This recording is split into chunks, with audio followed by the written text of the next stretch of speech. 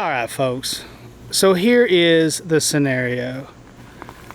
Once upon a time you were 26, you were 28, you were 29, you loved camping. And you met somebody and they loved camping. And you guys loved camping together. You loved it so much that you bought a van. Maybe you bought a Sprinter. Maybe you bought a Promaster. Maybe you bought a Transit. Flash forward 5 years, you have been everywhere in that Transit. You have been everywhere in the Sprinter. But in the meantime, little junior camper comes along, and now three's a crowd. Maybe little junior camper already came along and junior camper is in the picture, and four makes you want to sleep outside in a Sprinter. I don't mind telling you, I've been there. So, you know, it puzzles me. If only there was something on the market that gave me even more capability than a built Sprinter and enough room for at least 4 people. You know, I feel like that would be something people would be immensely interested in. Folks, it's Josh at Peak Pounder, and I'm telling y'all right now, this is that vehicle. This is the 2021 Thor Freedom Elite 22HE, 9,000 miles. Look, we got this thing with 6,000 on it. We put nearly 4,000 on this bad boy in the shakedown, both in 2-wheel drive, stock form, and post-conversion. I'm gonna start right here with the ion alloys, and we are now using these worn manual hubs. What do you guys think about the silver? I think it helps kind of break up the monotony of the all black kind of setup here. Peeking in, you see the Fox 2.0s, custom coils, those custom AJ's radius arms. That's where it's at. The Yokos, if you've watched any of our previous videos, you know what a fan I am of the Geolander G003s. Beautiful MT tire with great road manners. Moving up front, secret weapon. I like them high, I like them tight, y'all. The Goliath off-road bumper here with the aux beam fog on fog combo. We have the clear lenses if you prefer the spot or the flood pattern inside. You can do that. Goliath logo, sharp. As per usual, you get the VR Evo 12S synthetic line winch, worn fair lead. Come on down. Come on down. BDS dual stabilizer bracket with the Fox stabilizer on the left and Fox stabilizer on the right. Immediately behind that, you see that Dana 60 up front, re-geared to 456 to match the rear. Heavy duty track bar, heavy duty front end components, all new braking system, calipers, lines, pads. Sumo stops lurking in the back there somewhere.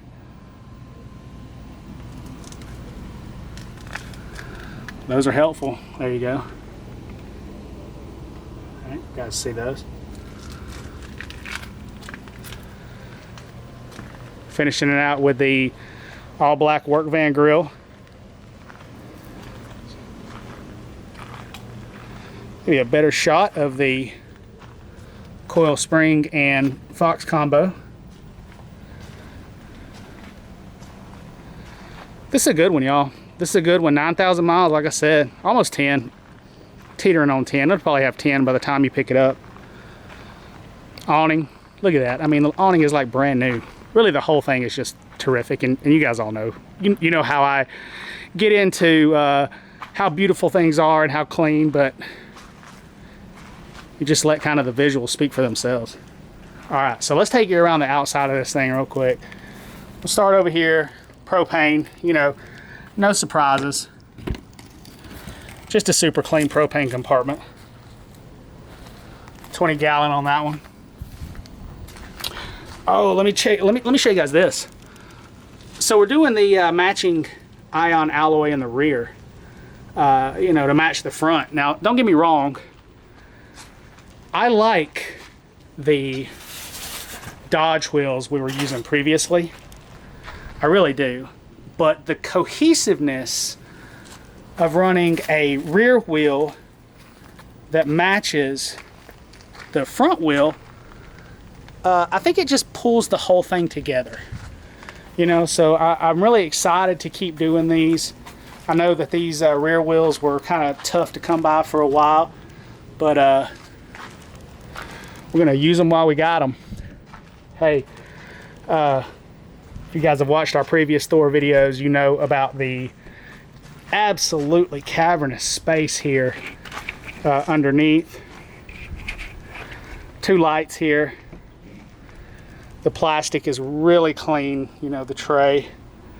This one comes with the RV cover. So the original owner, this is one owner by the way, the original owner had this Thor RV cover, so that's included in the sale of this.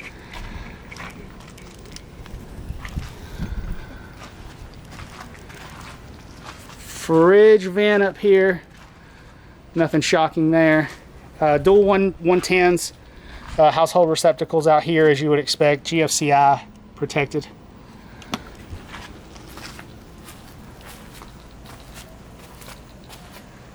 Let's creep around to the other side and just run through the implements on the other side here. Freshwater connection, this is your water tank, no surprise there. Onan QG4000. This one has 40 hours on it. I'll show you guys on the display here in just a moment. Like brand new. This has a fresh oil change. Whole rig, the actual rig itself just received a fresh oil change too following our trip from Oregon. I always recommend those long haul trips. You get fresh fluids in the vehicle afterwards. Check out this hot water heater. So this is the familiar Dometic 6 gallon, but has this ever been used before? I mean, I know I've used it twice since we've been building it, but it doesn't get much newer than this. Am I wrong? Furnace vent up top. I'll leave that down. Cable hookup for campground cable. Anybody still use these? We don't use them. We stream YouTube TV and stuff, so just kind of curious. 30 amp receptacle, right, including the 25-foot 30 amp cord, of course. City water connection with the spin on, no shock there. Sandy flush for black water tank flushing. Listen, we don't use either of the tanks in these when we build them, so you know, if anybody is ever concerned about that for whatever reason, just know that we don't use the toilets at all. You know, we may shower every once in a while, but so sanitary system as expected, single drain, double valve, right, gray tank, black tank, super typical setup there. And as we come around the back, you know, I have kind of harped on this. This is sort of our innovative, maybe creative and cost-effective more than anything way of carrying a spare tire. This one's full size, so it's a Yoko, you know, G003 with the same ion rim. And the way this works, you know, we have this accessory hitch on top of the bumper. Really, you know, what you could do is you could move the accessory hitch, this one, to the frame rail on the driver's side, And then if you wanted a box, you know, you could put this same kit together and throw a filled box on the frame rail over here. Now, if you want to spend $3 grand on a bumper, you know, more power to you. And in certain situations, I would say that that is justified. But for 90% of us, right, this solution makes the most sense in the world, and it's very, very cost effective. Let's talk about that. Not in this video. Let's talk about it later. So, you know, the other thing is with this adaptable hitch here, of course, you could run kayaks or whatever you wanted to throw in here, a bike rack, and still have your hitch open. It's 8,000-pound hitch. By my calculations, you're at about 6,500 pounds before you hit the gross combined weight rating of the E350 chassis. So, you know, just cautiously, but you should be able to tow a boat, no problem. Certainly jet skis, motorcycle trailers, small cars. Coming to you guys today from Duckett Mill Campground here in Hall County, Georgia, on the banks of Lake Sidney Lanier. I was just watching some YouTube history on the lake itself. It's quite a story if you are unfamiliar. All right, so 200 amp hours of lithium iron phosphate batteries. We did change the converter out to a lithium capable converter, capable of charging those batteries to 100% versus the regular lead acid chargers that come on these stock. We also changed the battery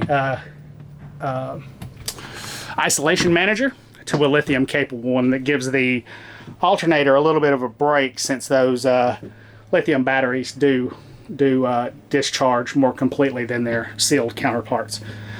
So walking up in, you know, 12-volt disconnect, solar controller.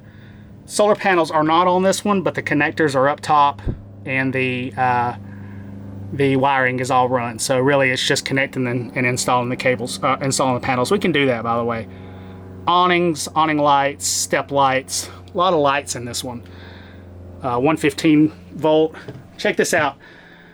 I had a subscriber say that I committed the cardinal sin of showing an RV that I did not present the floor plan so that people could see what the overall thing looked like. I hope I'm doing a good job here. Bedroom, kitchen, closet, dinette, bathroom, and bunk. Okay? 40-inch smart TV. We changed this one out. The dumb TV in the last one, you know, one of the no-name brand. This is a TCL Google TV, which has a really great user interface. We're all pretty familiar with the Google GUI anyway, so it definitely makes sense. Dream dinette. Right, Dream dinette collapses into bedding. Super clean. No tears on the vinyl, no stains. Everything is just really cherry. A lot of cabinet space, as you guys already know. Right, Class C, kind of famous for cabinet space. I believe this is a 15,000 BTU GE air conditioner. If it's 13.5, I'll drop it down in the comments and let you know. Factory DVD player still in this one, so that's kind of cool if you got DVDs. 40.3 hours, can we see that? Yeah, 40.3 on the generator. Hot water heater is dual fuel, so 110. Liquid propane gas, and there's your water pump on the left. The sink has a little filler panel in it with a stainless bowl. Very nice. I like the color scheme in this. 3-burner cooktop with an oven that I could almost say with 100% certainty has never been cooked in.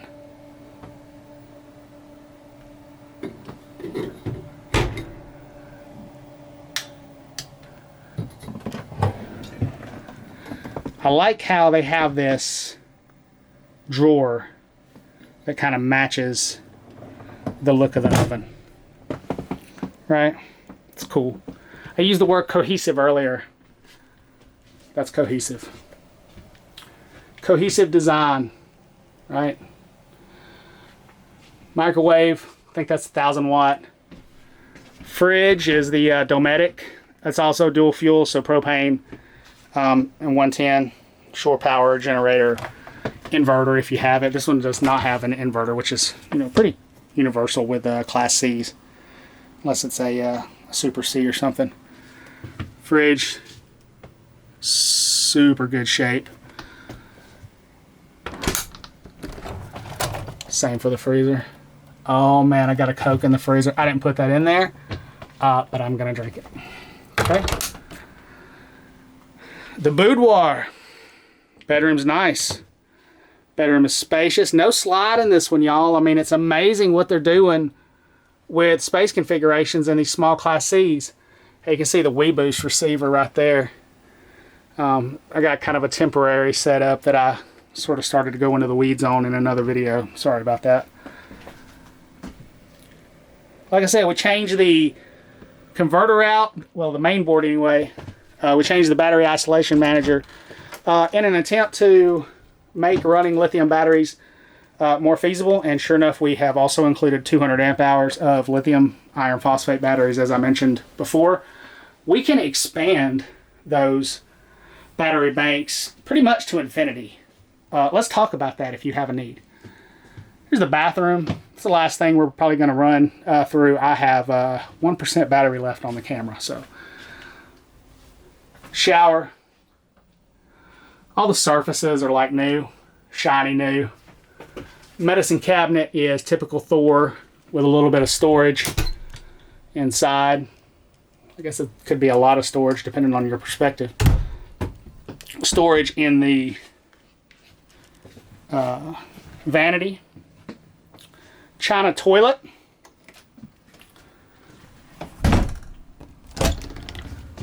Closet. Is good space. Uh-oh. Let's try that again. Closet is good space. Plenty of space for probably even a couple of months out, honestly. Find you a good coin laundry, right? Stretch it out. Storage for days. Storage for days. The famous Class C storage, y'all. More drawers. I hope you guys enjoyed this. I hope this was beneficial. Come talk to me about this one. 2021 Thor Freedom Elite 22HE. 9,000 miles, 40 generator hours, 4x4, 6-inch lift, all the goodies.